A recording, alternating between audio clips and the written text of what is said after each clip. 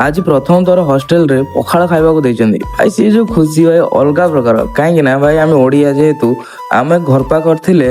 आम गाँव रु बिलंग करू जेहेतु आम घर पा करथिबो भाई भाई सकाळु पखाड़ 9टा बेले खरा बेले पखाड़ किछि न रातिर भी भाई पखाड़ खाइदउ आउ से पखाड़ सहित किछि नथिबो भाई खाली टी आलू छेचा थिबो नहले कोदिन साग टे थिबो नहले अंडा पिठा टे करदउ नहले आचार लगे गेले भी खाइदउ भाई सी दिन गलाणी भाई हॉस्टेल को आसले भाई पखाड़ पखाड़ मिलू ना जहाँ मिलूची से खाईदवा कथा कौन करवा घर पा करते पखाड़ टे खाऊले एठी ना जेहेतु दिन अधे दौरान पखाड़ भाई मन को बहुत शांति लगुच आ खरा जो रेट्र कर पखाड़ न खाइले किसी हम ना भाई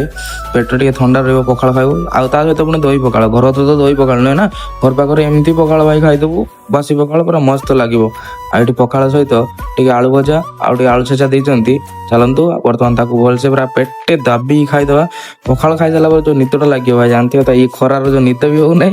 ये पखाड़ दौरान आउ देखा जाऊ आज पखाड़ खाई निद हो कि नहीं तो चलतु रही देखा नेक्स्ट ब्लॉग रे जय जगन्नाथ।